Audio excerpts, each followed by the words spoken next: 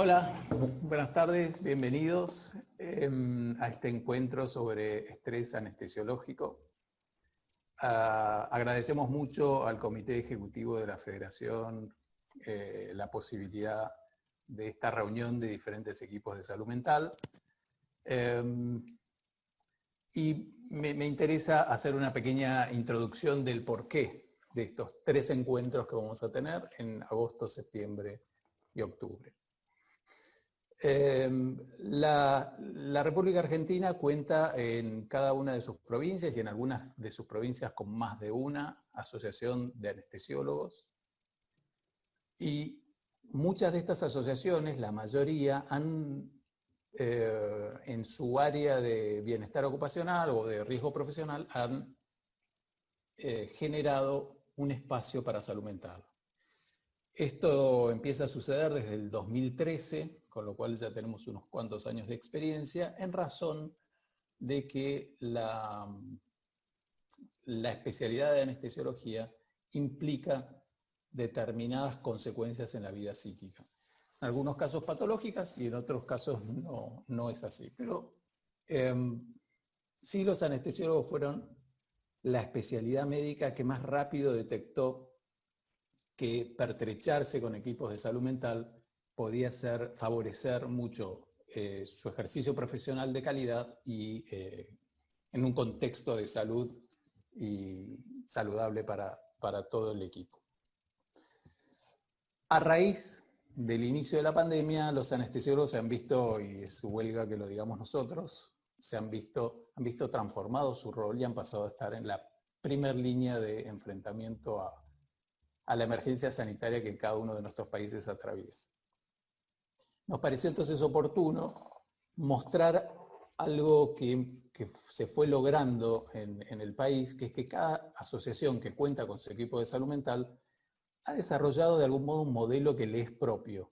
Entonces hay una cantidad de modelos en este momento que todos confluimos, que funcionamos en red, que vamos discutiendo diferentes estrategias, pero que suman una gran riqueza en cuanto a la oferta de salud mental. La pandemia, por lo vertiginoso de los cambios, justamente no nos ha permitido a ninguno, y sobre todo a quienes más están expuestos al enfrentamiento con el coronavirus, la necesidad de actuar y la imposibilidad de pensar. Y pensar lo que uno está haciendo, describir lo que uno está haciendo, fundamentar lo que uno está haciendo, es la primera herramienta de salud mental. Cuando yo estoy atropellado por la necesidad de actuar, por la emergencia, cuando yo estoy en situación de urgencia, mi capacidad de racionalidad compleja disminuye y mi posibilidad de modular mis emociones, de razonar mis actos, de reflexionar, disminuye también. Entonces, de algún modo estos 3 encuentros, y a los cuales incentivamos mucho a que los anestesiólogos nos puedan estar escuchando, tienen un poco es para escuchar el contenido de los mismos, otro poco es para presentar diferentes modelos, para presentar cómo lo pensamos los psiquiatras, cómo lo piensan los psicólogos, cómo lo piensa gente que trabaja más desde el psicoanálisis, gente que trabaja más desde la terapia cognitiva, pero otro poco es para fomentar este ejercicio del narrador, ¿no? De salirnos un poco de la acción y pasar a reflexionar.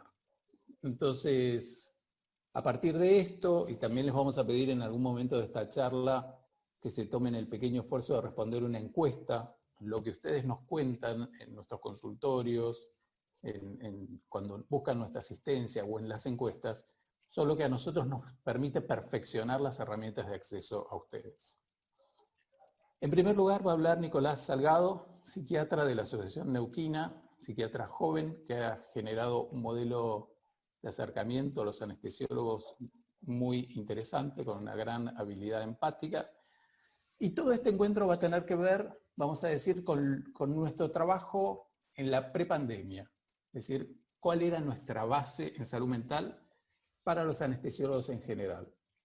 Nicolás especialmente va a hablar de lo que son las dificultades de adaptación al rol profesional. ¿Qué tenemos que hacer nosotros cuando decidimos ser anestesiólogos, qué modificaciones tenemos que hacer en nuestro psiquismo. Nicolás, te paso la palabra. Muchas gracias. Bueno, Leo, muchas gracias. Vamos a iniciar la presentación.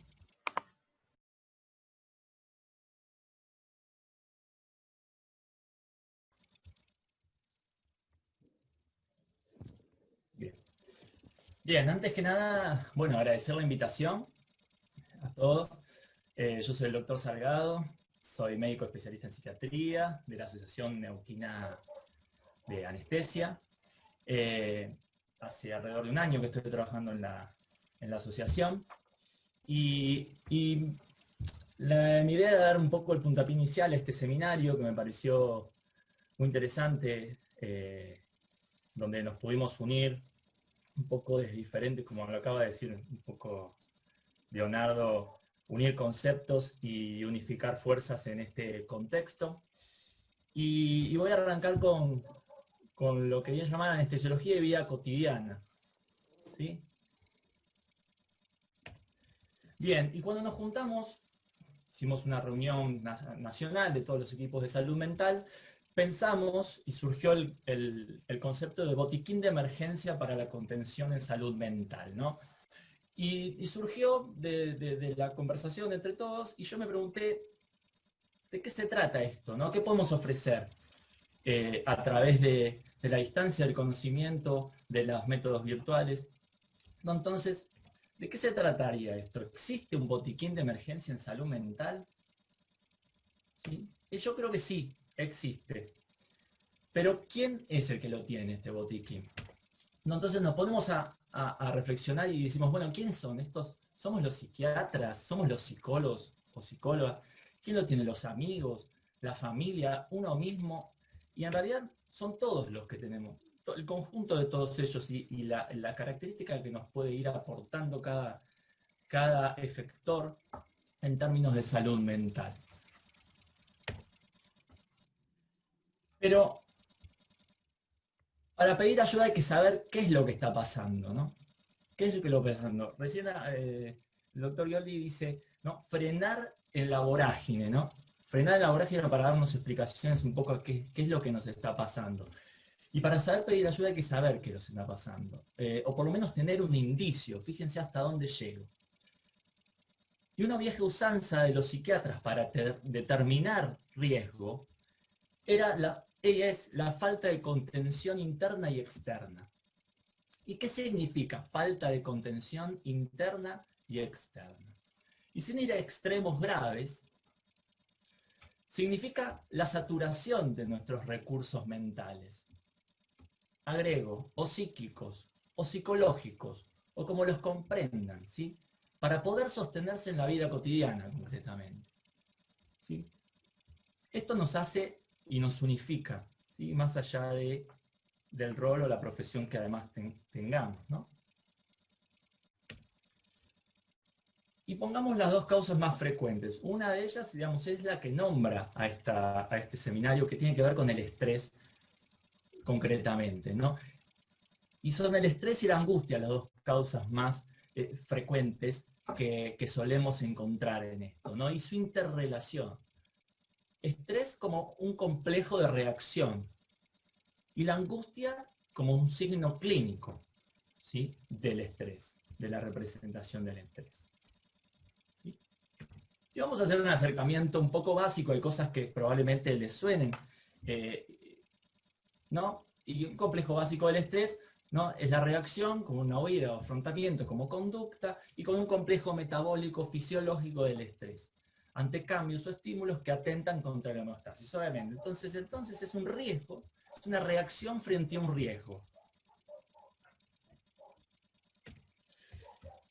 ¿Y qué implica? El estrés es sano en lo agudo, pero patológico en lo crónico, dando lugar a síntomas físicos, síntomas psíquicos, y valga la aclaración que estos síntomas físicos luego son psiquiátricos. Habitualmente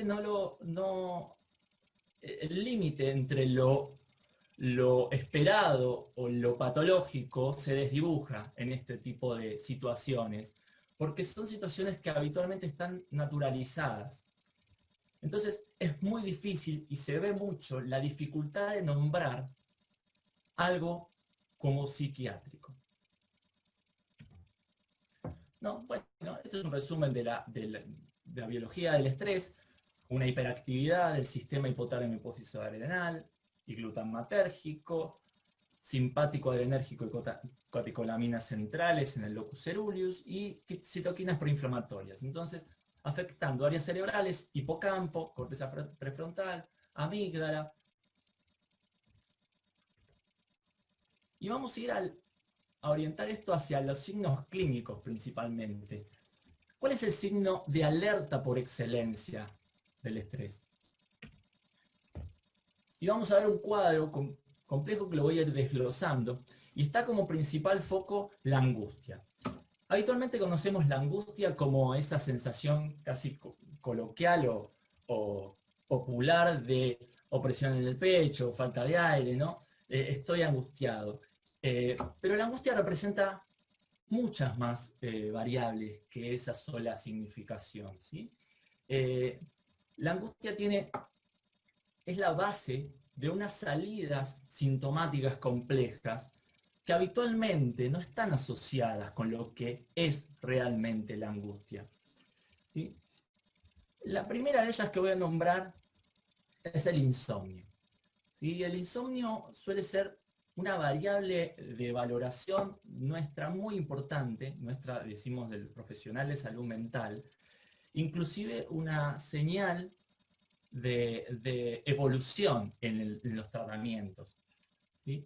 Entonces uno puede decir, tengo insomnio, no tengo angustia. Y el insomnio y la angustia están íntimamente relacionados, ¿sí? Así como otras alteraciones del sueño, ¿sí? Como cambios también en el ritmo biológico, ¿sí?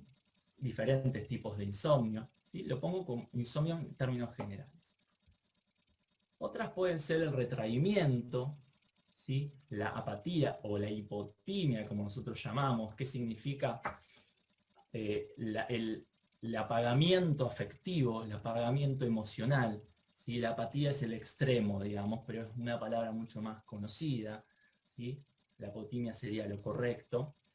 La ansiedad es algo, es la angustia puesta en movimiento, se dice, ¿no? Es la activación motriz de la angustia.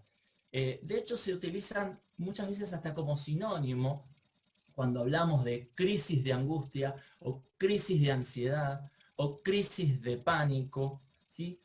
Están íntimamente relacionadas. Luego hablo del estado de hiperalerta, como hablábamos, con un correlato biológico, obviamente, que sostiene todas estas variables, ¿sí? Un estado de hiperalerta, una desorganización conductual, ¿sí? Que fallas atencionales, que terminan dando problemas de memoria, de praxia, ¿sí? Muchas veces es difícil de determinar dónde está para la persona que no está funcionando como habitualmente funciona, en qué parámetro está. Pero las fallas atencionales son muy frecuentes y mucho más frecuentes de lo que se cree y lo que la persona muchas veces cree. Otra es la irritabilidad. La irritabilidad, ese estado de malestar generalizado, donde el umbral ante las circunstancias que nos enojan o nos hacen reaccionar violentamente está disminuido, ¿sí? La irritabilidad es un signo muy característico también. Y no se suele escuchar a alguien que esté irritable decir estoy angustiado, estoy irritable, pero tiene que ver íntimamente con la angustia. La bronca, puse la bronca particularmente porque quizás no es una palabra exacta desde el punto de vista semiológico, pero sí es una descripción emocional muy común que puede ser una exacerbación de esa irritabilidad, puntualizada en algo, ¿no? Entonces, bien, y como última instancia puse la hiperactividad que engloba un poco de estas salidas sintomáticas que vengo nombrando. Bien. Ahora, voy a hablar de la posición subjetiva. ¿Qué significa? Hablo de estas salidas sintomáticas, tienen que ver también con la posición que adoptamos nosotros frente a nuestra propia angustia. O sea, ¿por qué uno hace una irritabilidad? ¿Por qué uno hace un insomnio y no hace otro tipo de síntoma? Eso tiene que ver con la posición subjetiva frente a la angustia y frente a lo que nos angustia. Y como representante general y unificado que podemos nombrar a todas estas salidas sintomáticas en contraposición a la posición subjetiva es el miedo. Es el miedo. Y es muy difícil decir y hablar del miedo. Pero ¿quién es el enemigo en todo esto? ¿No? Y remarco esto, la lucha siempre fue contra un enemigo invisible, haciendo alusión a la situación de pandemia y del virus, ¿no? Que esto es algo que estamos todo el tiempo escuchando, estamos contra un enemigo invisible. La lucha siempre fue con un enemigo invisible. Y en este sentido, lo voy a asociar y voy a hacer una revisión muy sencilla y más que nada filosófica sobre el concepto de la muerte y el enemigo invisible. ¿Sí? Voy a citar a Francis Bacon, que en su ensayo Civil y Moral, un filósofo pionero del pensamiento científico moderno inglés, pompa mortis magis terret quam mors ipsa. Bueno, no me sale bien en latín, pero ¿qué quiere decir esto?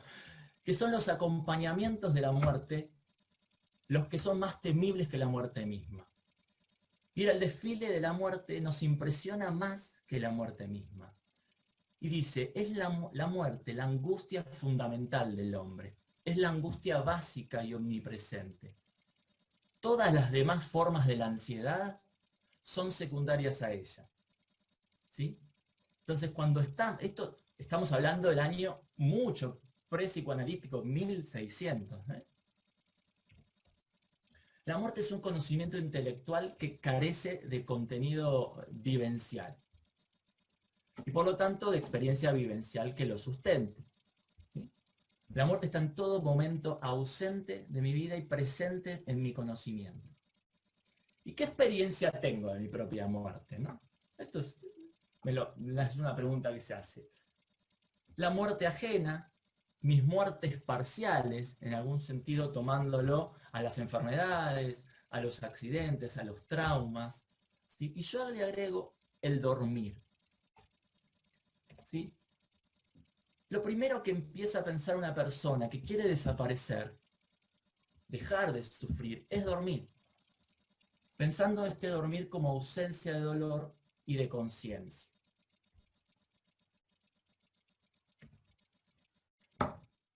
Y voy a tomar a una psicoanalista de los principios del psicoanálisis, que es Joan Rivière, que dice, todos los miedos retrotraen al miedo a la muerte.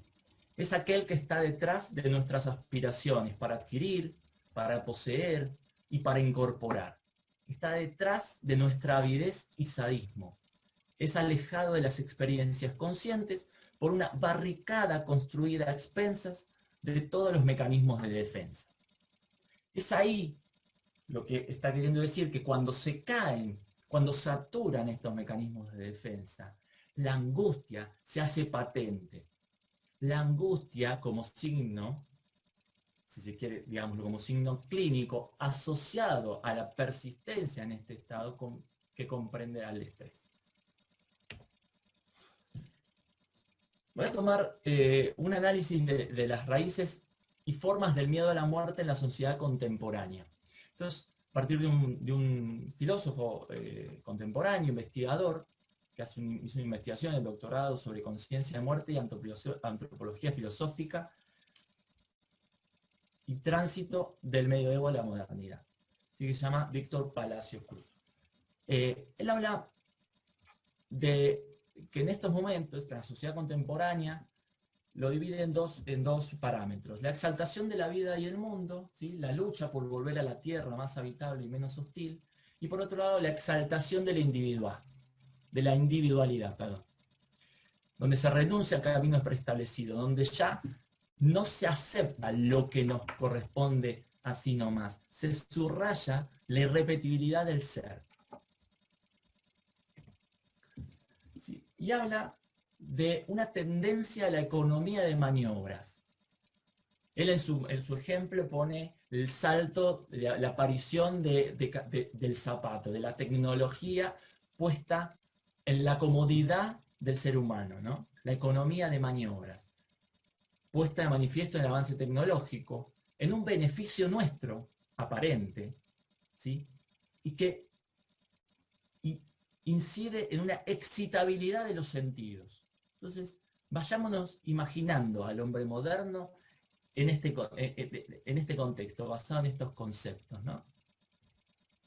Habla de la ponderación de la higiene climatizados en un ambiente general de esterilización y de asepsia. Esto totalmente previo a pre-pandemia.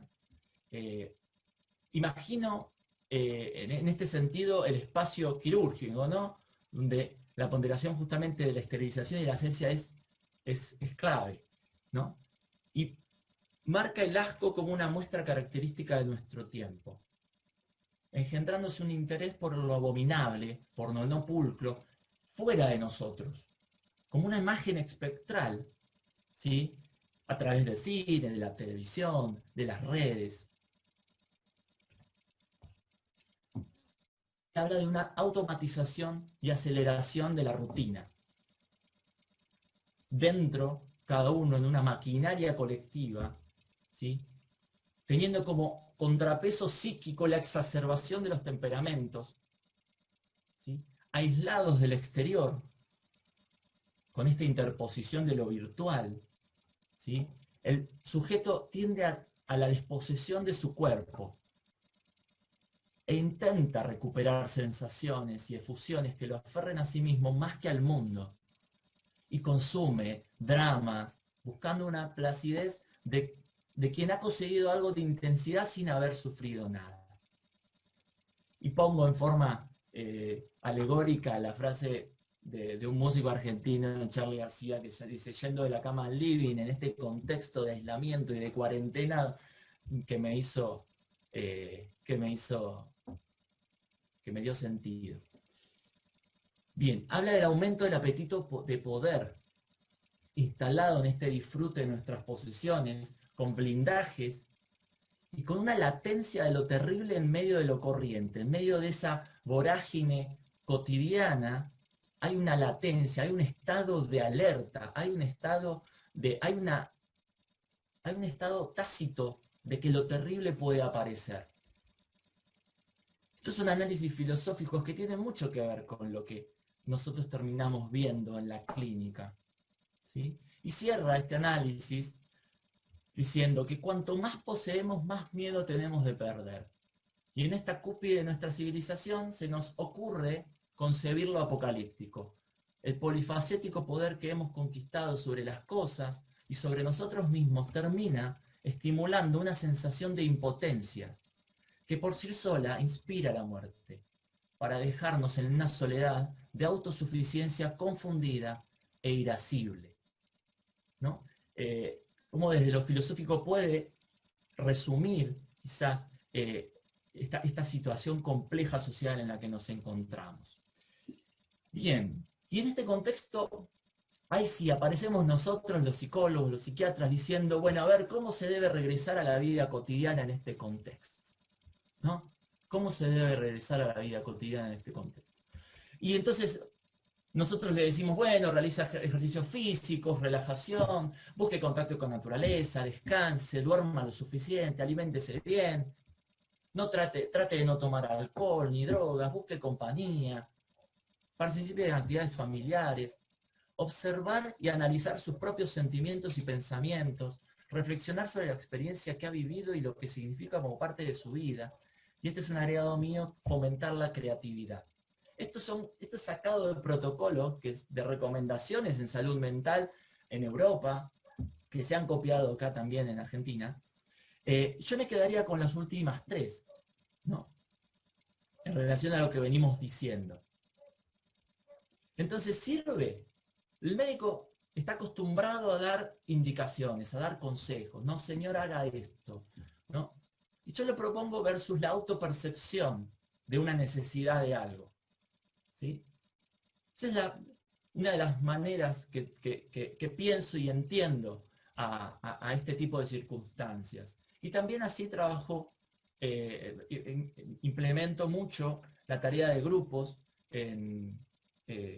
principalmente con los más jóvenes, tratando de que esta autopercepción sea ejercitada, ¿sí? Y la mirada del colega. Entonces, ¿cuándo solicitamos una interconsulta a un profesional de salud mental? Me pregunto en este contexto, hablando del límite entre lo patológico y lo normal, ¿no? Entonces sí aparecen algunos signos que tienen que ver con cuando el malestar o el estrés continuo no permite realizar las tareas habituales, ¿sí?, que solíamos hacer, cuando se detecta el uso de drogas o alcohol, u otras conductas de riesgo, cuando no se puede dormir o no se encuentra la manera de dejar de pensar, ¿sí?, la preocupación excesiva, la rumiación del pensamiento, cuando ha perdido la capacidad de disfrutar, una variable importantísima en todo sentido. Cuando a pesar de estar en un lugar seguro, se tienen reacciones severas de retraimiento social o una negación absoluta de lo ocurrido. Si esto también se ve, la negación, una disociación afectiva le llamamos nosotros. Estoy bien, yo puedo, no me afecta, no me pasa nada. Cuando hay una desvalorización o culpabilización, yo no sirvo, no lo voy a poder hacer, me equivoqué, es mi culpa, ¿sí? Cuando empieza a haber agresividad con los compañeros, con mis amigos, con mi familia. Cuando hay fallas de atención, ¿sí?, que pueden posibilitar mayor probabilidad de error médico. Bueno, ni hablar cuando hay ideas de desesperanza, cuando hay sentimientos de impotencia y de soledad importantes, el insomnio pertinaz, volvemos a repetirlo, el consumo de fármacos, síntomas físicos. Y a todo esto voy a nombrarles lo que cierra un poco la charla, que tiene que ver con un diagnóstico que nosotros solemos manejar. Es uno de los diagnósticos que inclusive más puesto en las licencias médicas en Neuquén, que tiene que ver con los trastornos relacionados con traumas y factores de estrés. Esto parte de la base del manual diagnóstico de psiquiatría, ¿sí?, el DSM-5, y se llaman trastornos adaptativos. ¿Sí? Lo voy a leer rápidamente, pero es lo que apoya lo que venimos diciendo, ¿sí? Un desarrollo de síntomas emocionales o del comportamiento en respuesta a un factor o factores de estrés identificables que se producen en los 3 meses siguientes al inicio del factor de estrés. Estos síntomas o comportamientos deben ser clínicamente significativos, ¿sí?, y puestos de manifiesto por una o dos características siguientes. La primera es el malestar intenso, desproporcionado a la gravedad o intensidad del factor de estrés, obviamente teniendo en cuenta el contexto, los factores culturales, sí, que pueden influir en la gravedad y la presentación de los síntomas. Y el 2 es un deterioro significativo en lo social, laboral u otras áreas importantes del funcionamiento, que es quizás el parámetro más claro en este último tiempo. Bueno, la alteración no tiene que cumplir otros criterios de otros trastornos, los síntomas no deben representar un duelo normal, ¿sí?, y una vez que el factor de estrés o sus consecuencias han terminado, los síntomas no se mantienen más de otros 6 meses, ¿no? Y hay diferentes tipos. Está con el trastorno adaptativo con ánimo depresivo, ¿sí?, donde predomina el estado de ánimo bajo, las ganas de llorar, el sentimiento de desesperanza, está muy acotado igual en el manual, con ansiedad, donde predomina el nerviosismo, la preocupación, la agitación, la ansiedad de separación. Bueno, combinado o con alteración de la conducta, ¿sí?, y puede ser mixta, con alteraciones mixtas de las emociones y de la conducta. Bien. Y por último, cierro con una frase del doctor Florencio Escardó, de su libro El médico de las gentes, donde dice que el médico es el hombre de los momentos críticos, ya que la medicina se confronta con la vida, y en ello reside su incertidumbre. Cada avance de la medicina no es tan ilustre por la cantidad de conocimiento que aporta como por la mayor zona de misterio que revela. Bueno, muchas gracias. y doy pie al doctor nuevamente. Pioli.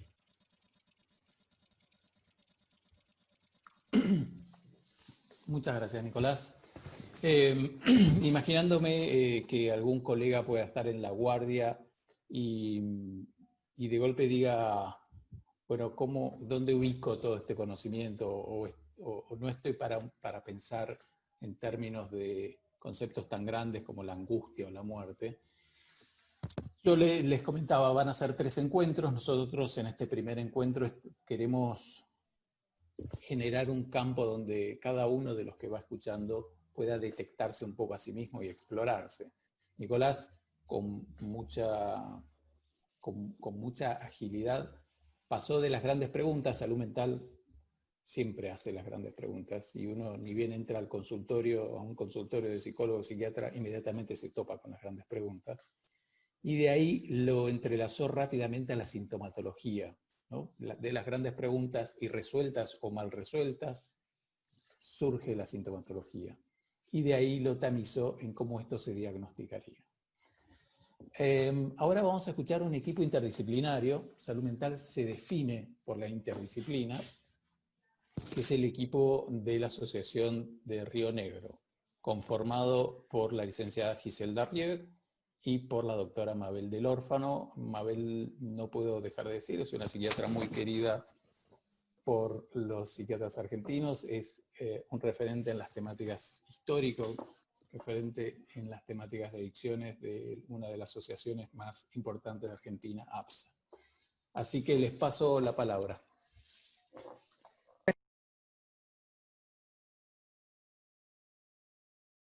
Bueno, muchísimas gracias.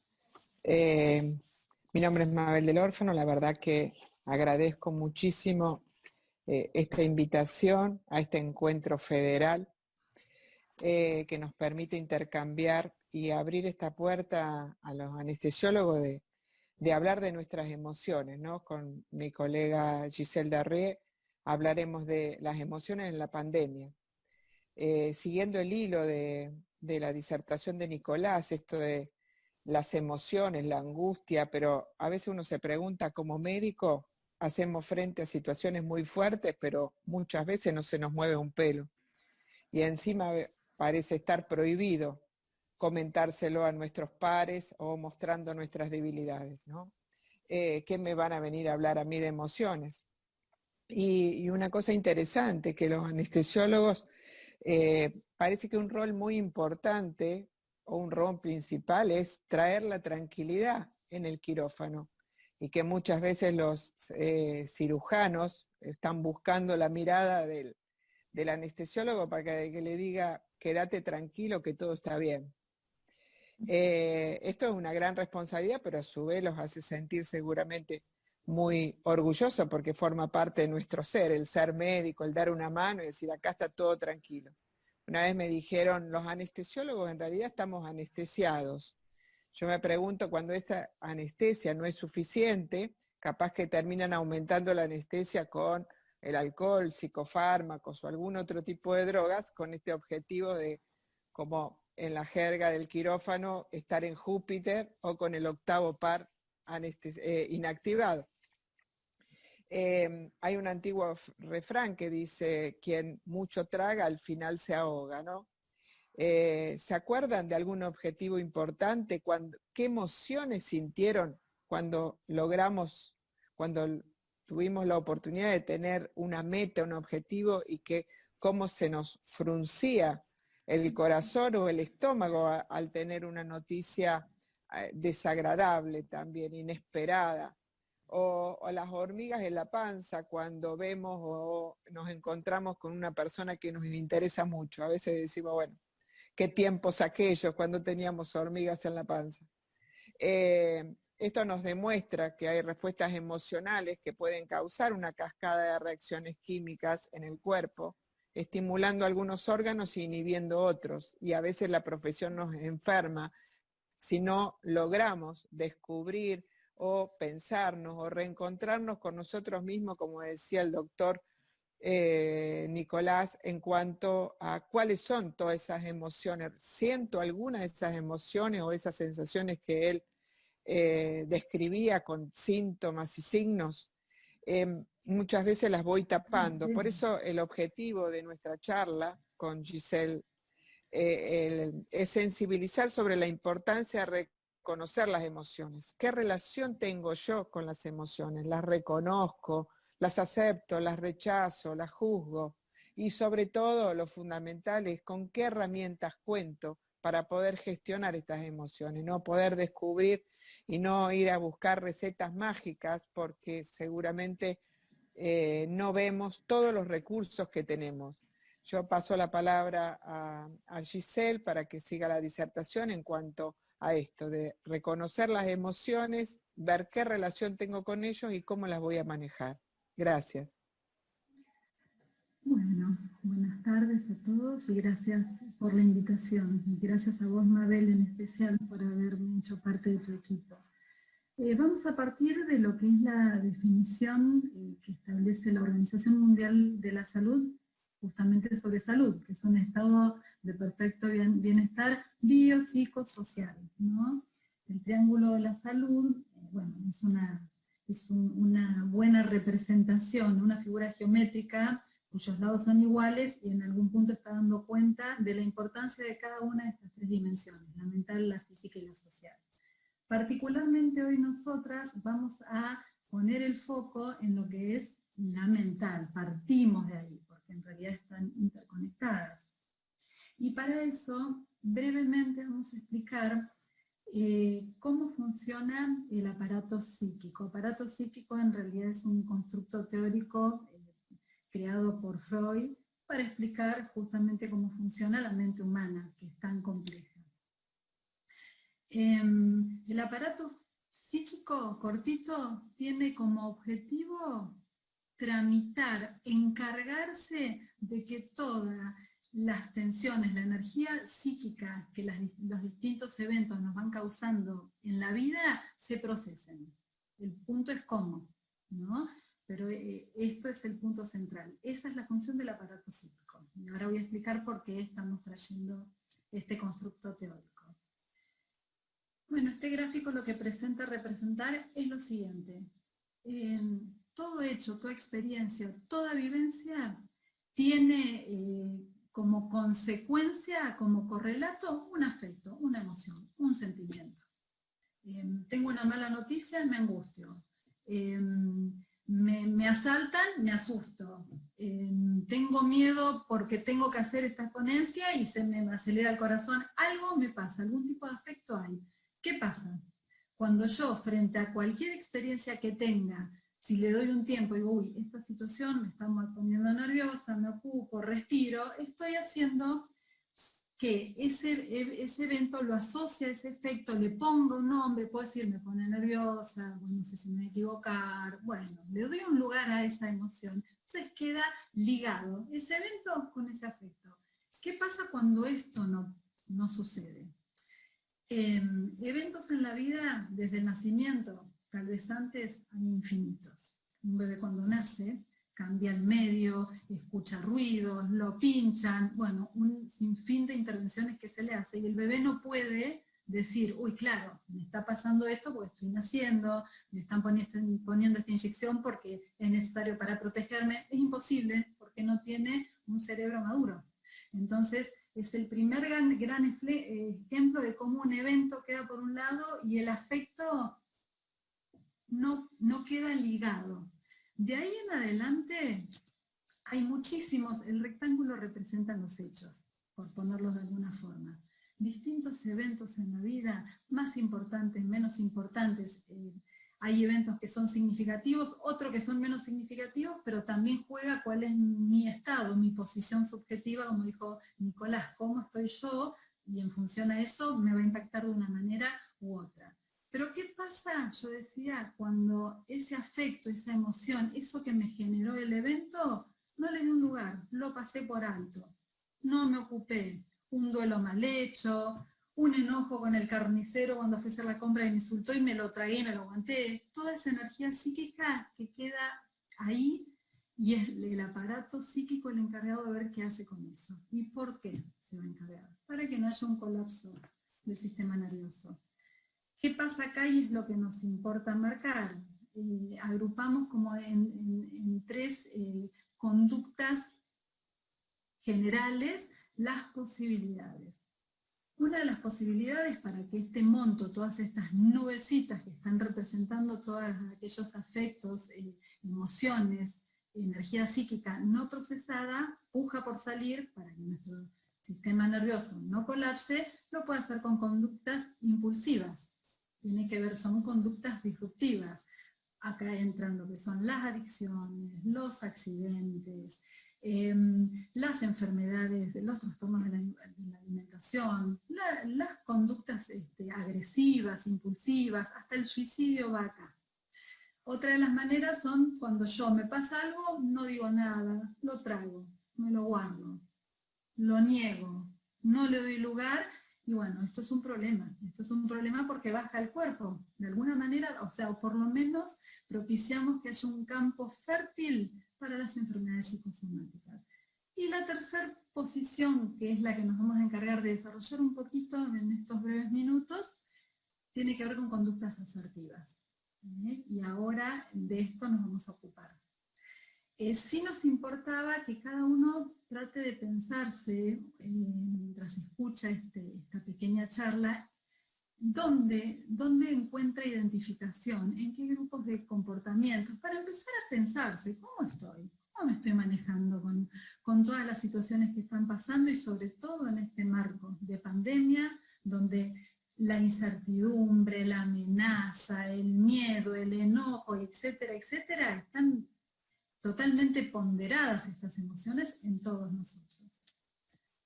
Bueno, un paréntesis que queríamos aportar, es decir, el bienestar. ¿El bienestar es posible? ¿El bienestar de quién depende? Y la verdad es que sí, el bienestar es posible y depende de mí, de cada uno de nosotros. Y el bienestar, ¿quién es el encargado de propiciar el bienestar? Nuestros lóbulos frontales, nuestro cerebro más evolucionado.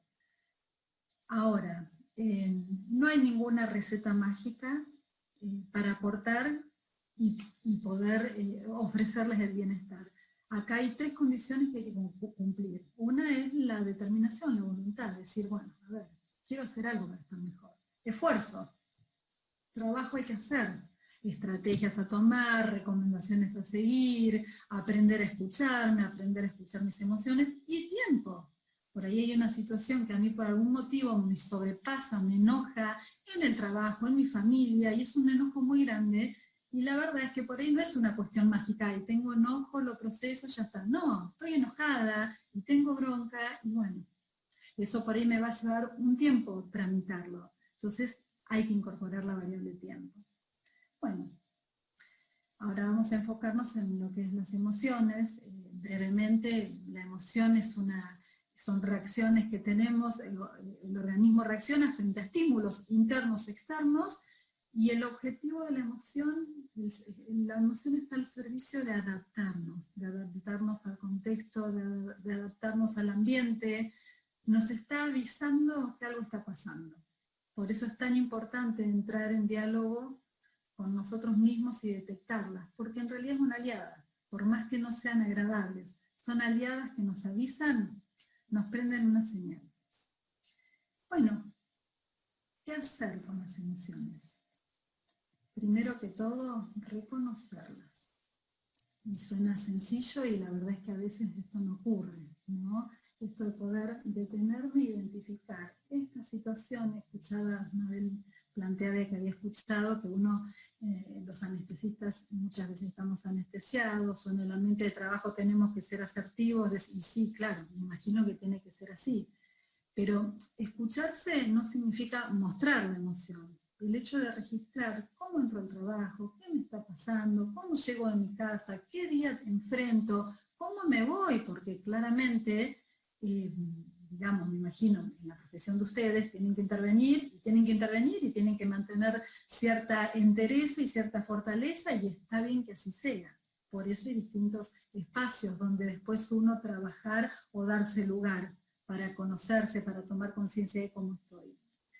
Validarlas. Las emociones, lo decía un poquito antes, las emociones no se juzgan, las emociones nos indican algo, y es importante ponerles un nombre, reconocerlas, porque si no siguen activas. O sea, si yo sostengo la bronca, o ese efecto que me generó determinado evento, y no paro, no detengo, no tomo conciencia de lo que me genera esa situación, me arrasa. Lo que hablábamos al principio, esa energía psíquica que sigue dando vueltas sin forma, sin tiempo, sin dimensión, sin nombre.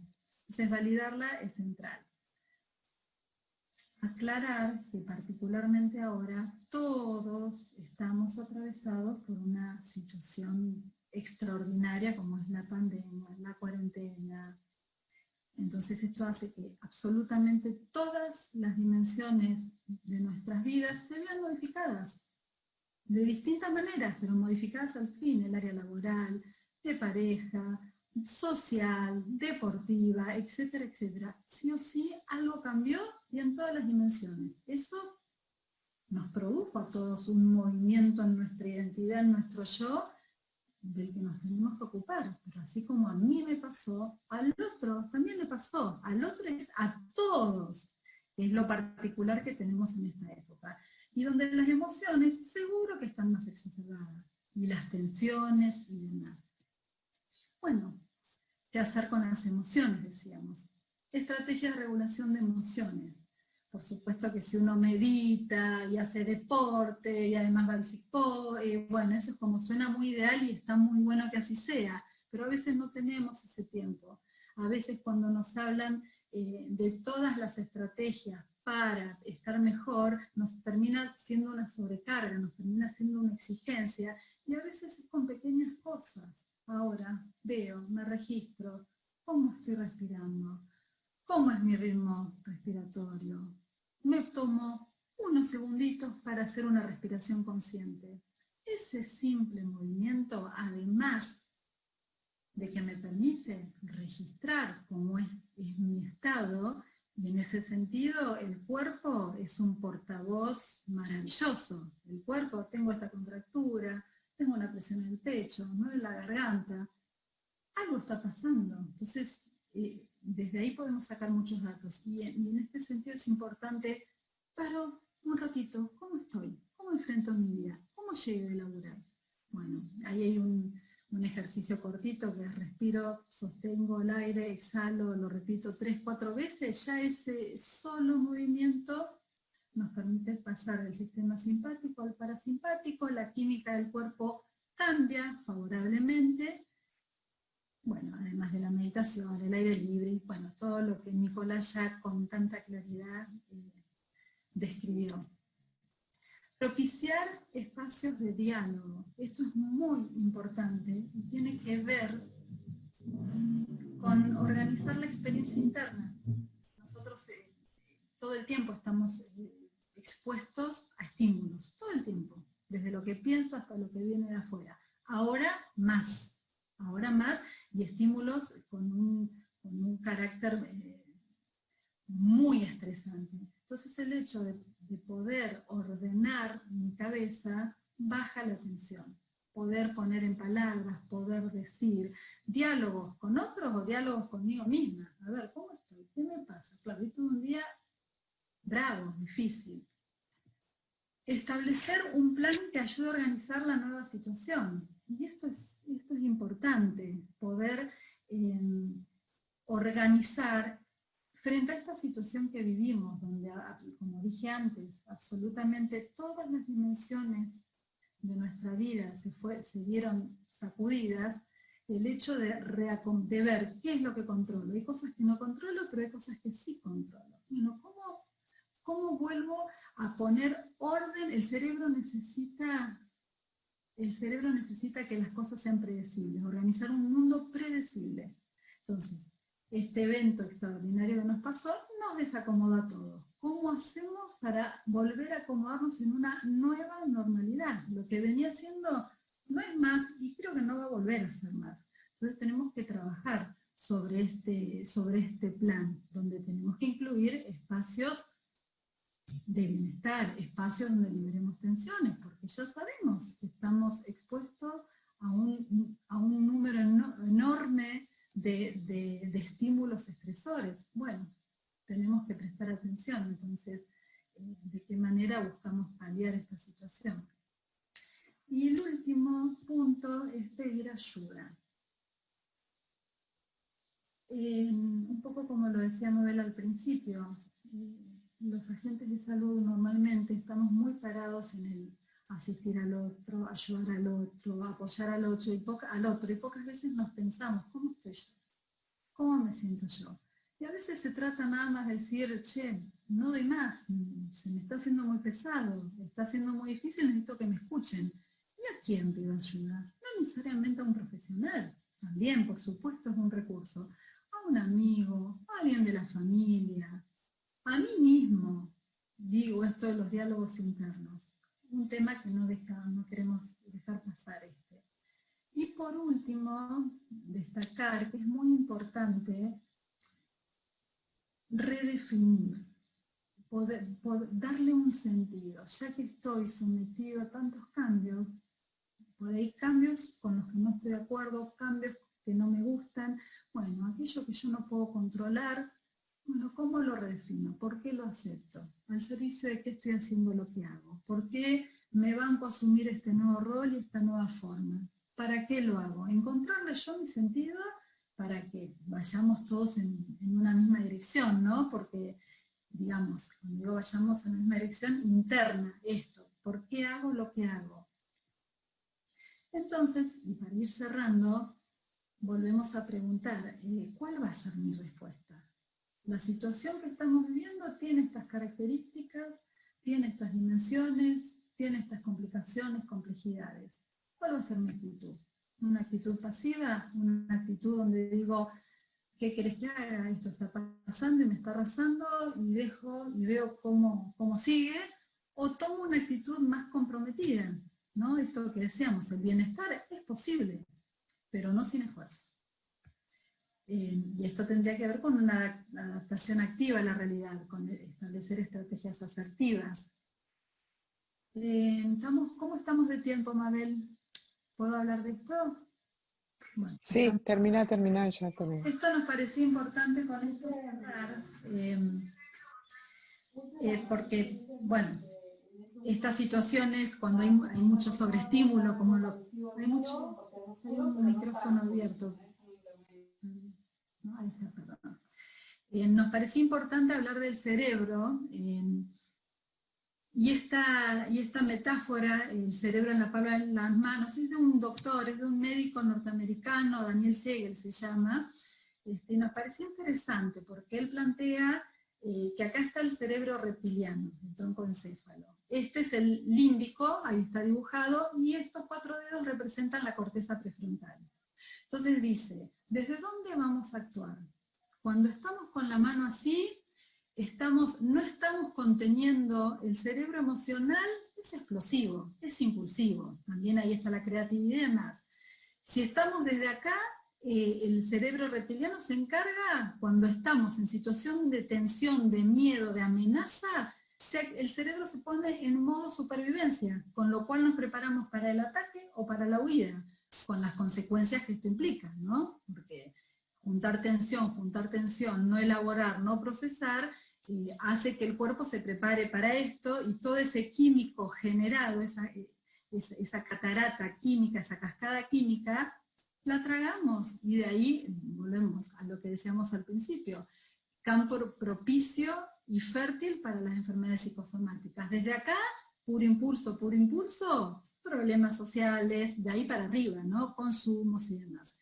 En cambio, si actuamos así, conteniendo las emociones, dando la primacía, que tome el control nuestro lóbulo frontal, donde tenemos estructura de demora, capacidad de espera, la capacidad de establecer una planificación, una estrategia, etcétera, etcétera, bueno, sería como lo más indicado.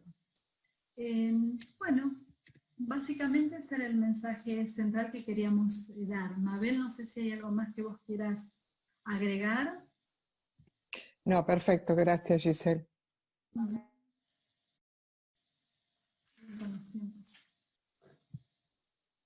Bueno, Bueno, entonces, muchas gracias. Leonardo, Bárbaro. Vieron entonces, las asociaciones patagónicas parecen haberse hermanado en generar este primer espacio, que es lo que decíamos en la introducción, de pasar del anestesiólogo en acto, que actúa, al anestesiólogo que reflexiona. Y lo fuimos diciendo, siendo que este no es un espacio, no es una conferencia para especialistas de salud mental, sino es abierta es interdisciplinaria y abierta a diferentes enganches, a diferentes maneras de entenderlo. Lo fuimos diciendo con metáforas más teóricas, con modos más complejos, con ejercicios más simples, todos tendientes a confluir en ponernos en situación de reflexión. Antes de pasar a la última disertación del licenciado Rudy Salman, sobre un tema que también tiene mucho que ver con el trabajo habitual de los equipos de salud mental con anestesiólogos, les vamos a pedir el esfuerzo de hacer una pequeña encuesta. Te pido, Corina, si nos la podés ir planteando. Son muy poquitas preguntas. Ahí están, ¿la están viendo?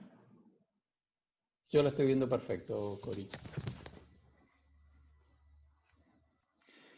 Y tienen el sentido de que los equipos de salud mental estamos preocupados que la situación de la pandemia haya generado, y aparte es lo que estamos percibiendo en las consultas que vamos recibiendo en cada una de las asociaciones, haya exacerbado sintomatologías previas o haya detonado sintomatologías que no estaban previamente.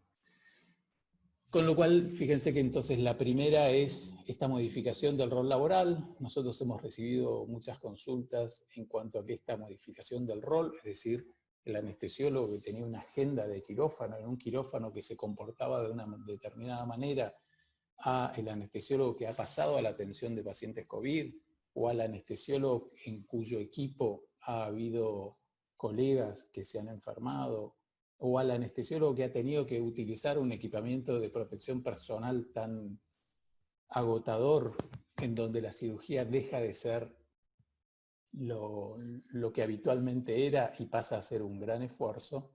Entonces, esta primera pregunta tiene que ver con esto. ¿Cuánto me afecta el cambio de rol laboral si es que lo he tenido? También hay anestesiólogos que han tenido que, por pertenecer a un grupo de riesgo, han dejado de estar en el rol activo que tenían antes.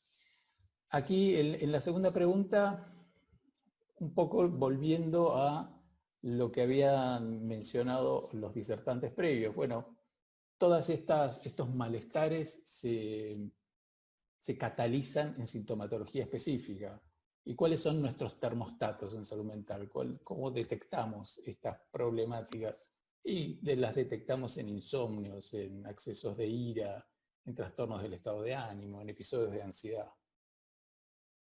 De allí la segunda pregunta. Hacemos preguntas sobre la temática de consumo, justamente esto tiene que ver con la próxima disertación. Las problemáticas de consumo, toda la bibliografía internacional lo indica así, y la experiencia de cada uno de nosotros también lo confirma. La problemática de consumo en los anestesiólogos, y las anestesiólogas, es una problemática para ocuparse, con lo cual hemos recibido consultas donde esto se ha reagudizado. De aquí es que vamos a hacer estas preguntas sobre el consumo de alcohol, sobre las intoxicaciones en general y sobre las fantasías del uso de fármacos opiáceos, que, como ustedes lo sabrán, es una preocupación de cada una de las asociaciones, el estar cerca y hacer accesible la ayuda a los profesionales, a los especialistas que puedan tener esta vulnerabilidad al consumo de opiáceos.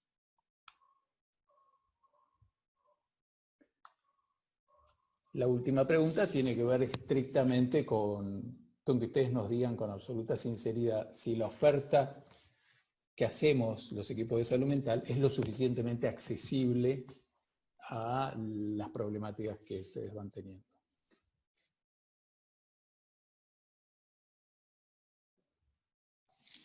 Nos estamos acercando al 50% de personas que han votado. Podemos esperar un poquitito más antes de continuar con la disertación. Mientras tanto, voy a empezar a presentarlo al licenciado Salman.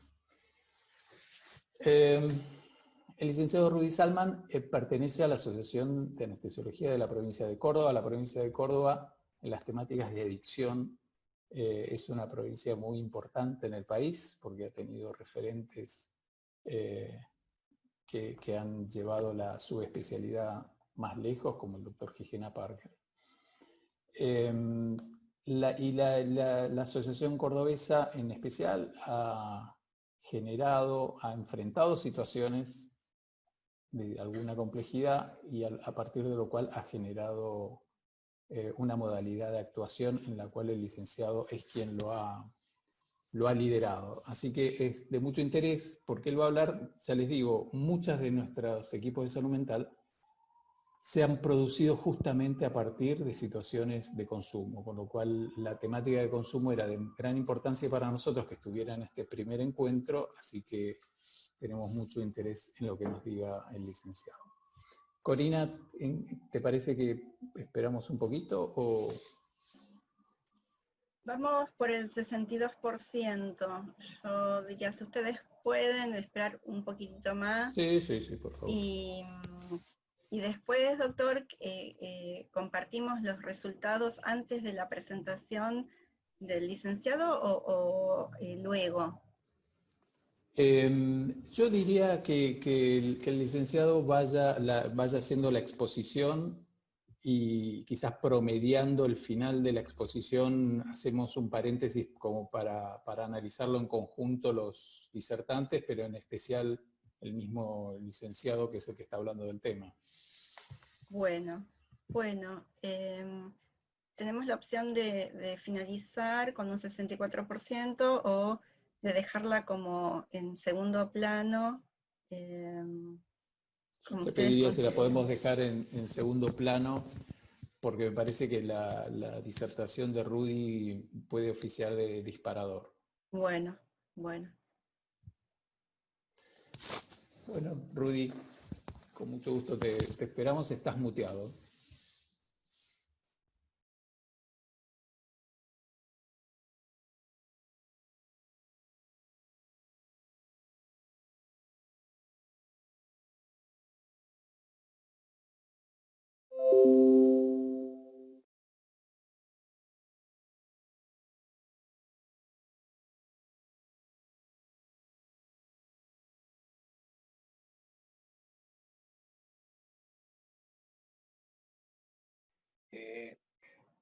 Bien, buenas tardes.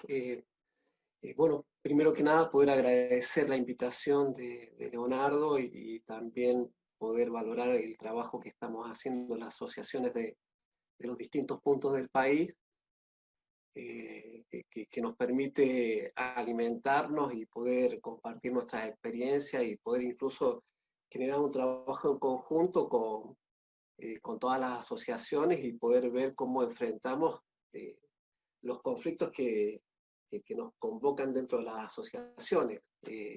Si bien yo vengo de las adicciones, el desafío dentro de la Asociación de Anestesia de Córdoba tiene que ver también, más allá de abordar las adicciones, de poder trabajar también con lo que han presentado los ponentes anteriores y también a partir de ahí es poder empezar a construir también cuál ha sido la mirada, o cuál es la mirada que uno tiene sobre el consumo problemático o las adicciones. Entonces, para poder empezar a presentar eso, me pareció una forma de poder compartir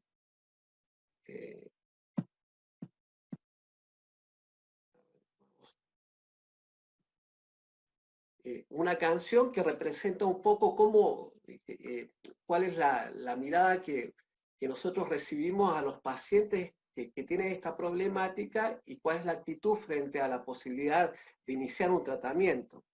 Entonces me parecía poder compartir esta canción y la letra de esta canción para que podamos observar algunas características.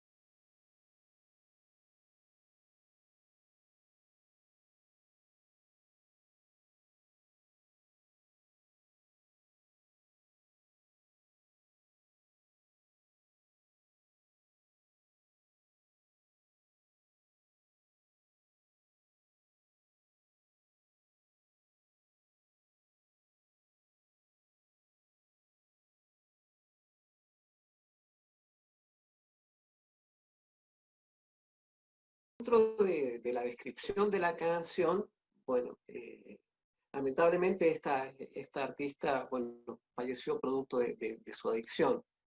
Pero dentro del relato de la canción hay muchos de estos componentes donde desde la actitud que alguien llega a un tratamiento o desde la actitud de alguien que tiene un problema, donde su mirada tiende a minimizar el problema, donde su mirada tiende a creer que no es necesario tanto tiempo para una recuperación. Y por ahí muchas veces, cuando hay problemas de dependencia o de adicción, las miradas que no son especialistas pueden confundir los cuadros de dependencia con depresiones o con otro tipo de cuadros patológicos que llevan muchas veces a conformar o a tratar solamente el cuadro psiquiátrico sin abordar la dependencia. Entonces, a mí me parece una canción que nos demuestra también con qué nos vamos a enfrentar los equipos de salud mental cuando tenemos que abordar este tipo de situaciones. Y no solamente con las personas que tienen el problema, sino con todo el contexto, porque también esto implica que este fenómeno del consumo problemático se da dentro de un contexto donde tienen que ver las sustancias, pero también tienen que ver las características de las personas y en el contexto donde esta problemática se da. Entonces, desde la práctica, cuando nosotros hemos enfrentado esto, o cuando me ha tocado abordarlo desde los tratamientos, quizás lo más difícil es poder transmitir esto, poder darle dimensión a esta problemática, pero también la comprensión del problema. Porque si no, muchas veces hay prejuicios, por ahí existe la creencia de que es solamente un hábito y que solamente se requiere la fuerza de voluntad. Cuando en realidad todos estos componentes, como la persona, el contexto y las características de las drogas que se consumen, son parte de un problema profundo que sucede en las dependencias y lo grave que son cuando avanzan. Entonces, en función de esto, la idea es poder generar esta mirada para poder empezar a abordarla y poder empezar a entenderla. Entonces, para esto uno también, en esto uno tiene que poder observar, bueno, ¿cuál es la característica del mundo laboral? Entonces, recién Leo decía bueno, que el mundo laboral de los anestesistas es un mundo muy complejo y que tiene demasiadas exigencias y que el anestesista se ve expuesto a un montón de situaciones. Entonces, ya en sí, sin pandemia, la vida del anestesista es difícil por el contexto donde se desenvuelve. O sea, imaginémonos lo que provoca que ahora haya un componente más que genere incluso más presión sobre su tarea, más presión por sus dinámicas laborales, y nos ha llamado la atención para poder abordar y que este problema no se empiece a dar en personas que antes de la pandemia no tenían el problema. Entonces, desde ese lugar, entonces, para nosotros ha sido importante poder avanzar y poder empezar a generar actividades o espacios que tomen en cuenta esto para prevenir futuras problemáticas en quienes están expuestos a un incremento del estrés que ya vivían. Entonces, esto también para nosotros ha sido importante tenerlo en cuenta para poder trabajarlo desde distintas áreas. Entonces, también es esto de poder ver, bueno, cuáles son las sustancias que se consumen y cuáles son las características de estas sustancias que también de una forma un poco más amenas poder compartir. 10 Drogen, die Sie nicht nehmen sollten, wenn Sie Auto fahren.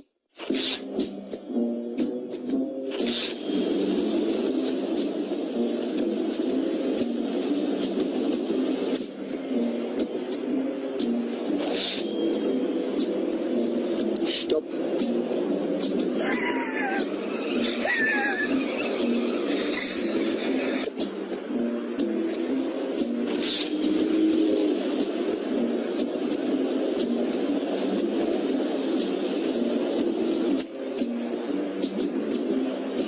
Rechts oder links, rechts oder links, rechts oder links, rechts oder links. Mir doch egal, Hauptsache Vollgas.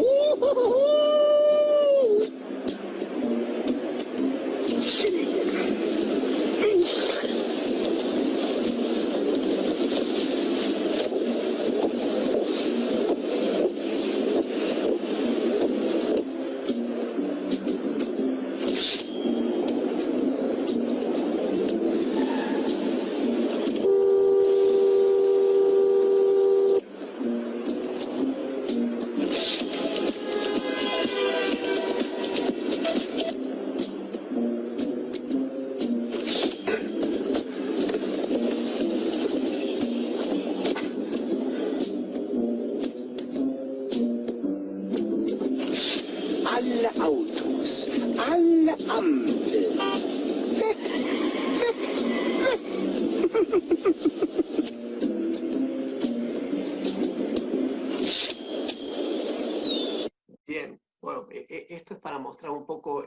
tipo de sustancias, tanto alucinógenas, estimulantes o depresoras.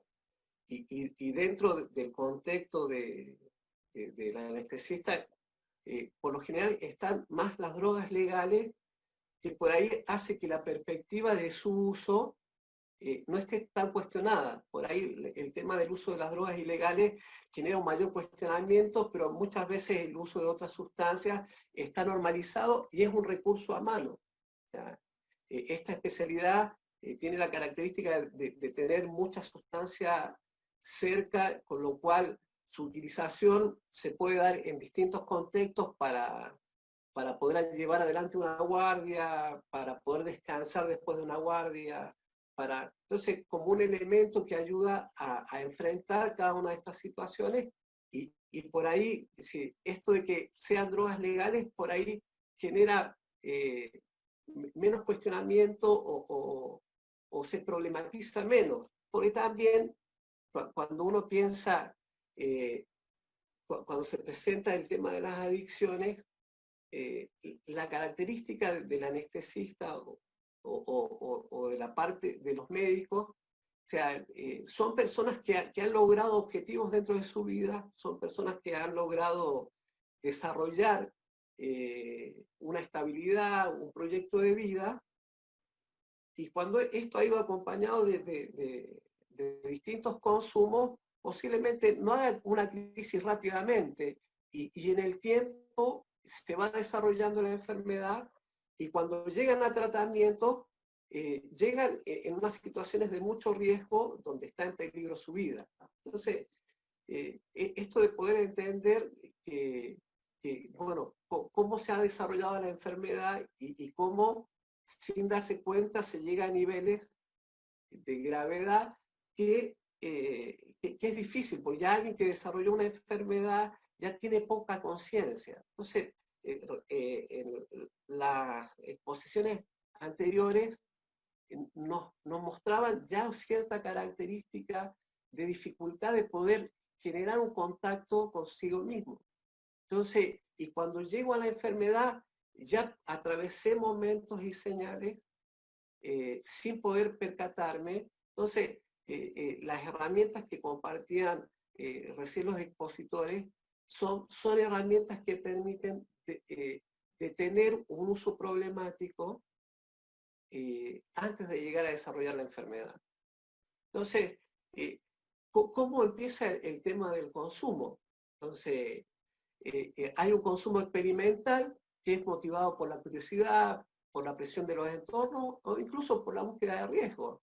Entonces, si uno piensa, cuando alguien inicia su residencia, por su edad, por sus características, posiblemente sea alguien mucho más osado.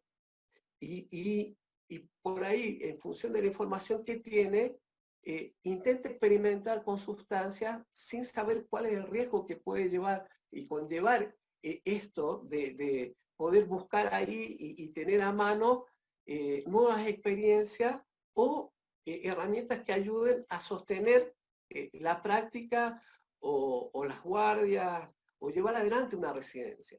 Entonces, ese consumo experimental después puede pasar, en el caso de los medicamentos es de una forma, pero en el caso de otro tipo de sustancias como el alcohol, donde el consumo está relacionado más con actividades recreativas o sociales, entonces, que de alguna forma son como uno inicia la experiencia y el vínculo con sustancias o incluso con actividades adictivas.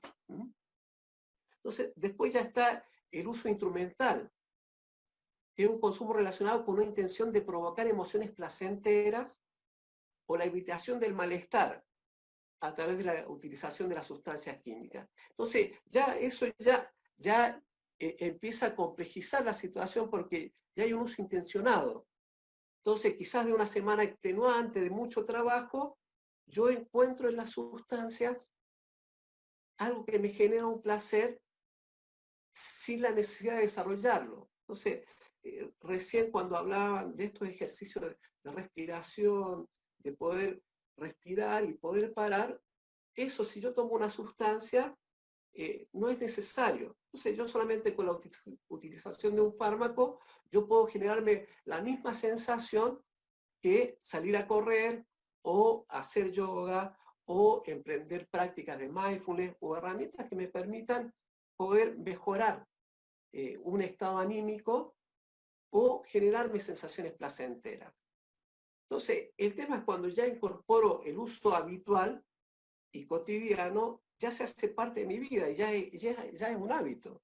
Entonces, ya para dormirme, o tomo una benzodiazepina, o me tomo una copa de vino, o ya empiezo a establecer parte de mi vida estos recursos externos para llevar mi vida adelante. Y bueno, y lógicamente cuando uno llega a una etapa de la compulsión, ya hay una pérdida de control y ya esto va condicionando mi actividad. Entonces, generalmente cuando nosotros observamos esto, ya el problema está instalado. Entonces, cuando tenemos un compañero que ya llega tarde a su guardia, que ya está generando, uno lo ve somnoliento, que veo conductas extrañas, quiere decir que ya el problema ya está instalado. Y posible, en esto que uno va viendo, necesita una intervención distinta que a aquellos que están en un uso experimental. Entonces, por eso esto de los patrones del uso, del abuso y la dependencia. Cuando uno habla de consumo problemático, no quiere decir que el uso no sea un problema. Porque muchas veces en el uso, o sea, puedo generar situaciones de riesgo. Hay mucha cultura dentro de las guardias, de las residencias, donde se comparten muchos momentos de cena, de almuerzo, de fines de semana, donde muchas veces se hace uso. Pero cuando uno es consciente de que cualquier consumo es un alterador del estado de ánimo y afecta mis percepciones, entonces ya ese es un uso problemático. Si bien yo puedo no tener un problema de adicción, ya empiezo a generar por ese mecanismo una situación que puede llevar a generar un accidente o incluso tener problemas laborales por este mismo uso. Después, cuando paso al abuso, quiere decir que empiezo a incrementar las cantidades y ya empiezo a tener ciertos conflictos con situaciones académicas, familiares o de trabajo, ya empiezo a presentar algunos conflictos por mi abuso de la sustancia. Bueno, y el último paso es la dependencia. ¿Cuál es la característica de la dependencia? Ya es el consumo persistente, periódico, pero además compulsivo, donde ya no lo puedo detener. Entonces, desde ese lugar, ya son personas que necesitan ingresar a un tratamiento. En general, las personas que entran a tratamiento son las personas que abusan y las que ya generan una dependencia. Bien, entonces, dentro de esto, ¿no? ¿Cuáles son los factores de riesgo? O sea, porque hay componentes biológicos del contexto y de las características de la sustancia.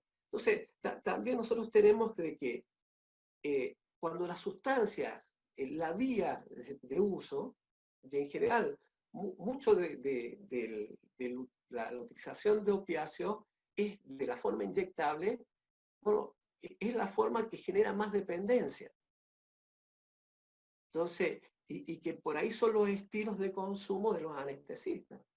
Entonces, donde habitualmente el uso de analgésicos para calmar dolores, contracturas, malestares, sin querer, sin estar la intención, puedo empezar a generar una dependencia. Entonces, dentro de la clínica, a mí me ha tocado ver dentro de mi práctica pacientes que nunca tuvieron la intención de hacerse adictos. O sea, no estaba en sus planes. Entonces, pero en esta búsqueda de alivio a sensaciones, de alivio a malestares, bueno, instalaron una enfermedad. Entonces, y lo cual ellos piensan que la van a poder controlar desde el lugar de la inteligencia, cuando en realidad ya atravesé un límite donde mi inteligencia no tiene que ver con mi enfermedad. Entonces, porque ya se define, el NIDA, que es el Instituto Norteamericano, define las adicciones como una enfermedad del cerebro. O sea, ya esto es químico del cerebro y ya no tiene que ver con mi voluntad. Entonces, todas las drogas de abuso afectan el sistema de gratificación del cerebro. Con lo cual, ¿qué quiere decir esto? O sea, al generar gratificación, la tendencia a su uso va a tender a repetirse. Entonces, es como un niño que cuando hace alguna aventura, algo, y la mamá lo mira y lo abraza, entonces eso genera placer en un niño. Bueno, desde la química, el uso de sustancias serían como 100 abrazos de mamá. Entonces, y ese es el poder adictivo de la sustancia. Entonces, cuando alguien incursiona dentro del uso de sustancias, no sabe qué está haciendo o a qué se está arriesgando, o qué está generando en él mismo. Entonces, las adicciones es una enfermedad cerebral crónica y tiene reincidencia y es compulsiva. Entonces, es decir, esto también en cuanto al entorno, porque muchas veces el entorno intenta ayudar desde un lugar, desde el control o desde el consejo, pensando que si yo le digo a alguien, con solamente su fuerza de voluntad lo va a poder controlar y manejar. Cuando en realidad ya se necesitan de otras herramientas para poder abordar la problemática. Entonces, dentro de esto estamos hablando de las características de la sustancia. Cuando hablábamos de estos tres elementos, de la persona, la droga y el contexto, ¿ya? Entonces estamos hablando solamente del poder adictivo de las sustancias porque actúan de una forma química en nuestro cerebro. Después, lógicamente, hay predisposiciones para desarrollar esta problemática. Entonces, y por ahí, el poder entender esto y que el contexto pueda entender, posiblemente permitiría que hubiera muchas más intervenciones, entonces, para poder abordarlas tempranamente. Entonces, parte de las herramientas que compartían los compañeros recién son parte de las herramientas que después uno utiliza dentro de los tratamientos de recuperación, que son recursos personales para poder enfrentar una vida y desarrollar una vida satisfactoria.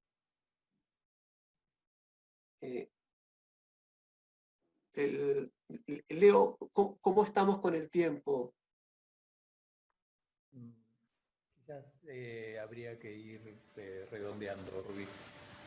Bien, entonces, bien, a ver, más que nada, o sea, el doctor Calabrese ha desarrollado mucho trabajo de investigación.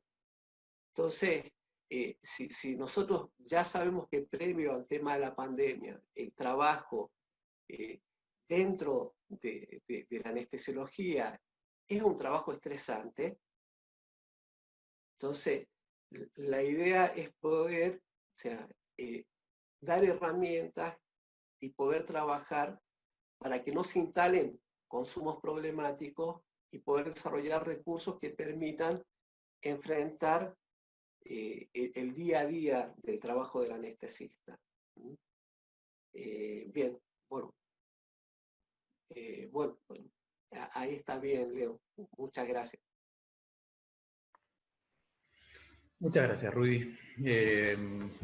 Excelente cómo pudiste centralizar el punto de las sustancias en el centro de gratificación, ¿no? El centro de gratificación como ese balanceador general de la mente, y una vez que utilizamos las sustancias y al desbalancear esto, empieza a desbalancearse gran cantidad. Así que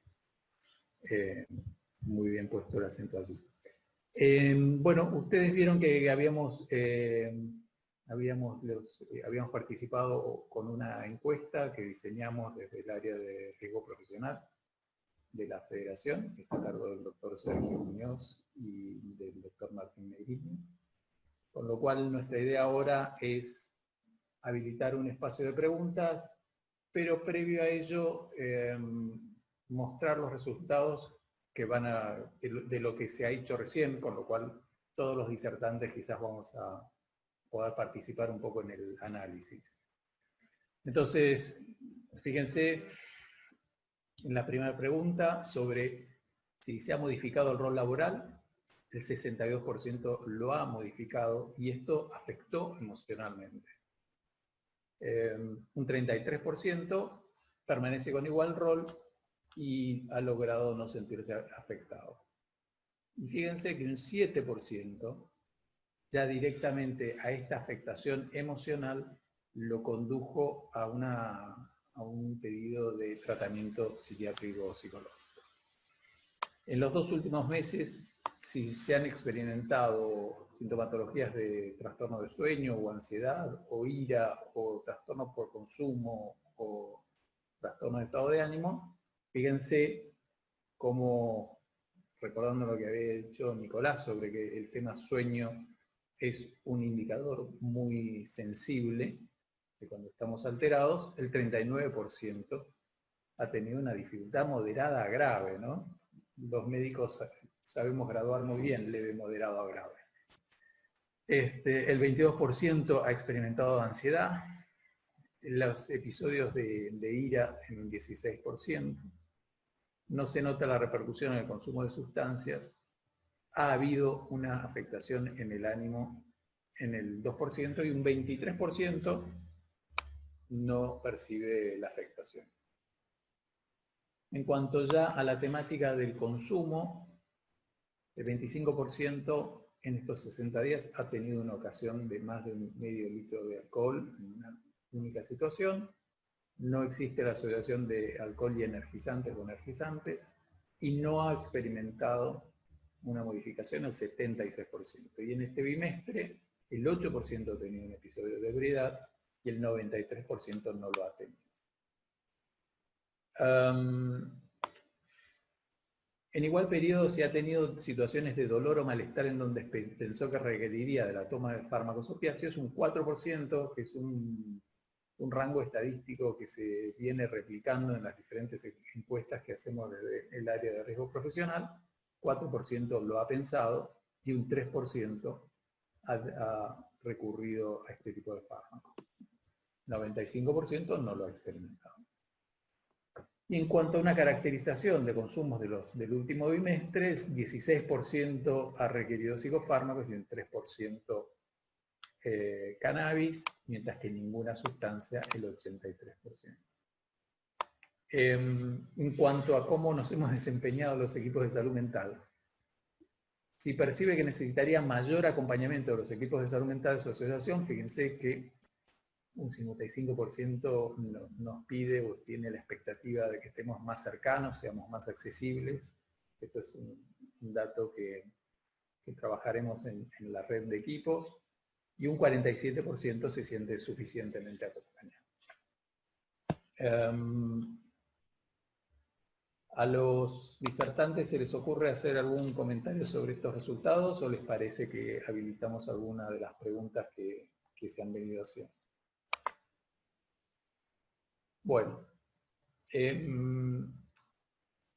hay una pregunta, Rudy, dirigida a vos, de por qué, de la doctora Gina Elizabeth Almirón, de por qué no incluiste al cannabis dentro del consumo y si no lo considerás consumo problemático. A ver, sí,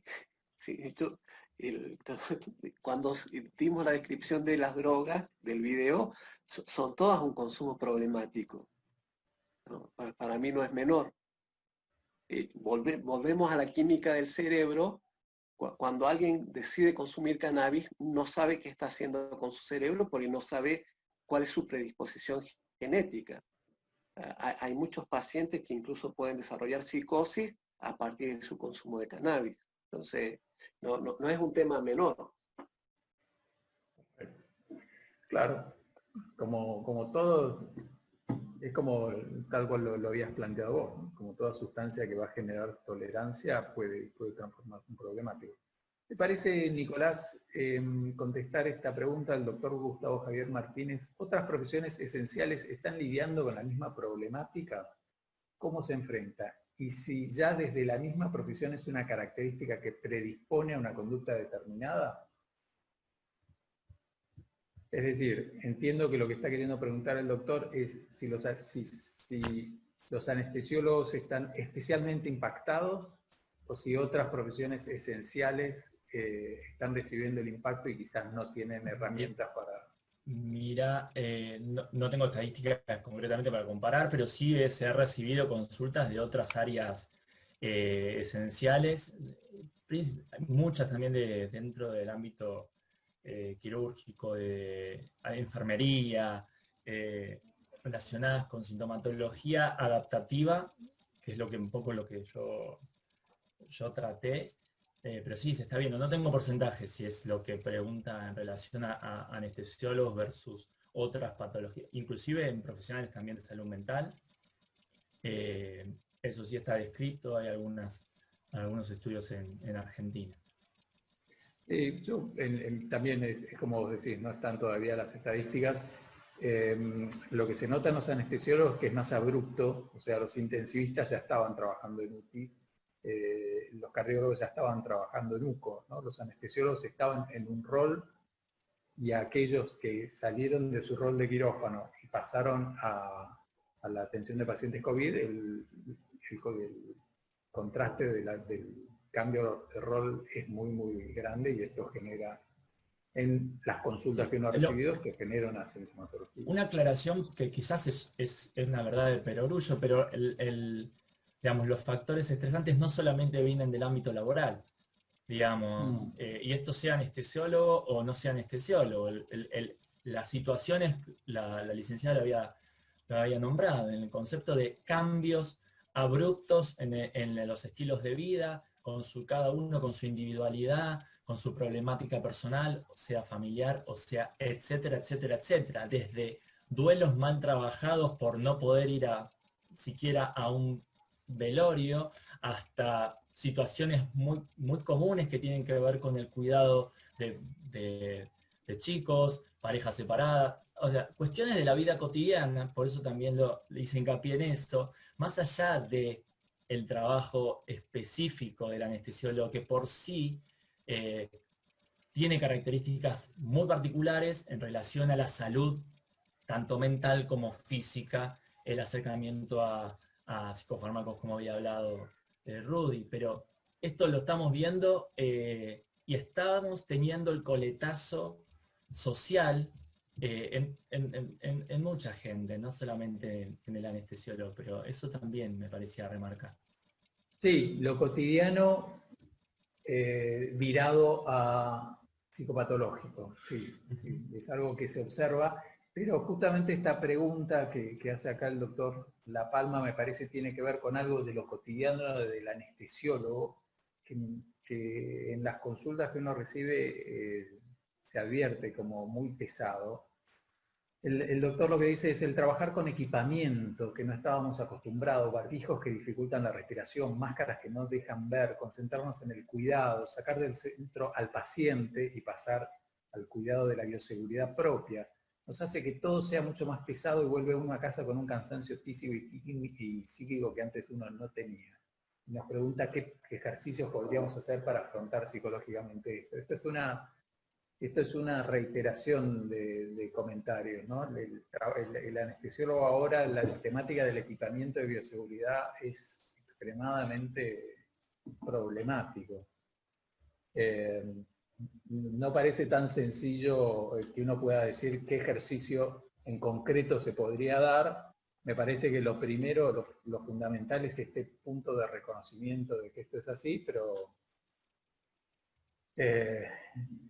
¿Se acuerda que cuando empezó la pandemia, los especialistas en higiene y seguridad, lo primero que nos dijeron es modifiquen sus relojes?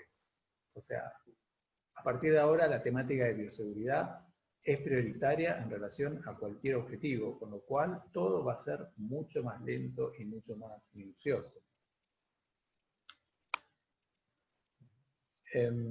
Sí, por ahí leo esto de no pedirse no sentirse mal. Porque lo esperable frente... O sea, el dolor duele, no hay otra forma. Y el poder aceptarlo y poder buscar alternativas que me ayuden a minimizarlo o a modularlo es parte de esto. Claro. Y acá la doctora Graciela Koch, quizás Mabel y Giselle nos dice algo que nosotros, cada uno de nosotros en nuestras conferencias mencionamos, que es el tema de la negación en las problemáticas de consumo. La negación en general en los médicos y la negación en particular en anestesiología. Y dentro de la negación en anestesiología, la negación como mecanismo habitual, el tema de la negación del consumo como un consumo que ya requeriría alguna consulta. Entonces la doctora dice, creo que los resultados alentadores de la encuesta es porque en la mayoría de los casos, los que estamos preocupados o ocupados en esta problemática, somos los que concurrimos a charlas o leemos sobre esta problemática. Los colegas con un uso o abuso no concurren o no les importa el tema. Y entonces ella pregunta si existen herramientas para acercarlos. ¿Qué les parece? Sí, eso me hace acordar a cuando uno hace charlas en las escuelas para padres para prevenir las adicciones y terminan yendo los padres que son padres en todas las letras y cuyos hijos no hay riesgo de que consuman, ¿no? Al final van los sanos y no las personas que puedan tener mayor riesgo. Esto es común en todas las áreas. Y es verdad esta negación y a mí no me pasa nada, entonces de consecuencia no voy a participar en estas reuniones. ¿Qué herramientas esto de poder? Bueno, Giselle seguramente lo va a complementar mejor, pero los compañeros, más allá de que muchos compañeros se sienten frustrados, pero sí de poder acercarse, poder al menos preguntar cómo está, o sea, cómo está, cómo se siente, qué le pasa. Muchas veces la persona que consume niega tanto sus emociones, sus síntomas, no tiene problemas y considera que nadie se da cuenta, ¿no? Entonces, el compañero tampoco se anima a afrontar el problema, no se acerca, no hace ninguna señal y va tapando, entonces se termina siendo un círculo vicioso. Nadie se dio cuenta, no me doy cuenta de los errores porque me lo está solucionando mi compañero y entonces termina siendo un perro que se muerde la cola y nunca sale a la luz realmente que hay alguien que está padeciendo. Entonces, a veces se toma como, no me voy a meter en su vida, puede ser su derecho personal y no lo voy a invadir, pero en realidad todo lo que está, no solo el malestar personal del médico, sino los riesgos que puede llevar a una atención en algún paciente y además también cómo repercute en el equipo, ¿no? Ya sea de los colegas anestesiólogos como de los cirujanos o los demás que están en quirófano. Entonces, esto hay que hablar por su nombre de las cosas, ¿no? Esto hay que sacarlo a la luz, hay que plantearlo. Estamos preocupados por vos, esto te pone en riesgo a vos, nos pone en riesgo a nosotros, pero hay que hablarlo. No, o sea, al menos, no sé si vamos a poder cambiar mucho la situación, pero al menos no seguir tapándolo ni hacer de cuenta que acá no pasa nada. Porque cuando hacemos de cuenta que no pasa nada, la situación va perseverando en el tiempo, se va agravando, va causando cada vez más deterioro neurológico, psiquiátrico. Casualmente, la semana pasada había un profesional de un hospital acá de la zona que hace años que se lo viene asistiendo, hace años que se lo aconsejaba que pudiera ser internado, pero seguía trabajando y había un compañero de donde yo trabajo que hace tratamiento y era íntimo amigo de él, y no sabía qué herramienta usar y el otro día me llamó diciendo se suicidó, ¿no? Y eso no fue de un día para el otro, eso fueron años y años y años. Y mientras tanto seguía trabajando y nunca se tomó el toro por las astas diciendo no, hasta acá llegamos y acá hay que hacer algo, ya sea a nivel institucional, a nivel de las autoridades, del ministerio, pero algo hay que intervenir, porque de esto sabemos cuál es el final. El final de esta historia ya está escrita, o sea, no vamos a inventar nada nuevo. Sí podemos inventar si paramos la pelota. De ahí veremos qué otro camino puede tomar, pueden ser diversos, pero al menos paramos la pelota y no pudimos intervenir. Pero si hacemos de cuenta que no pasa nada, ya sabemos cuál es el final. Gracias, Mabel. Esto que acabas de decir, vos, más con tu experiencia en el tema, es muy importante. O sea, hay varias preguntas que aparte se reiteran en las charlas que nosotros damos en diferentes lugares del país, que es, conozco un caso, ¿no? Tengo referencias, escuché comentarios sobre un caso de alguien que consume, ¿cómo hago?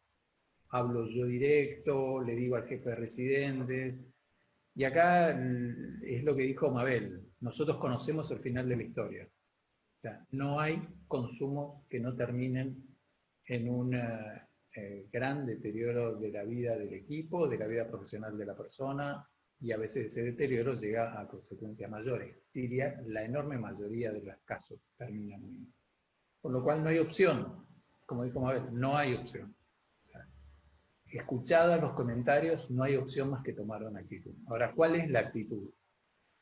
Nosotros lo que decimos acá es que la problemática es como lo explicó Rudy, la problemática de adicciones es una problemática tan compleja y tan multifactorial que la estrategia de inclusión en un tratamiento, y ustedes recordarán que ese primer paso es sumamente difícil y es pasible de fracasos terapéuticos muy altos, el cómo se dio el primer paso, ¿no? Si nosotros al querer ayudar estigmatizamos, si nosotros al querer ayudar discriminamos, si nosotros al querer ayudar estamos afectando un núcleo familiar que depende de los ingresos del colega al que queremos ayudar. Es demasiado complejo para que yo, anestesiólogo, amigo de un anestesiólogo que consume, lo pueda hacer por la mía. Yo creo que lo que le estoy haciendo mejor es guardando el secreto y no diciéndoselo a nadie y hablándoselo como amigo. Y es lo que dijo Mabel. El colega no tiene posibilidad de salir por la propia. No tiene posibilidad. Una vez que se modificó el sistema de gratificación que mencionó Rudy, ya no tiene herramientas propias para salir. ¿Cómo podemos hacer ese primer paso tan difícil? Consulten a los equipos de salud mental de cada una de sus asociaciones, quienes son los que tienen un protocolo de confidencialidad, de resguardo de la persona, de resguardo del equipo, y quienes van a establecer en mejor modo, junto con ustedes, la estrategia de acceso a ese colega y la inclusión más efectiva y más respetuosa para que este colega ingrese a tratamiento. Entonces, cuando yo conozco de alguna situación, y esto es lo que la respuesta a la doctora Koch, lo que inmediatamente tengo que hacer es contactarme, van a guardarme la confidencia. Si es simplemente un rumor, el equipo de salud mental inmediatamente lo va a descartar. No tengo que tener miedo a, quizás por un rumor estoy generando una calumnia. No tengan ese problema, el equipo de salud mental no va a actuar si no hizo una consulta confidencial para saber que hay una problemática. Entonces, los mejores socios en este tema es consultar al equipo de salud mental de la asociación.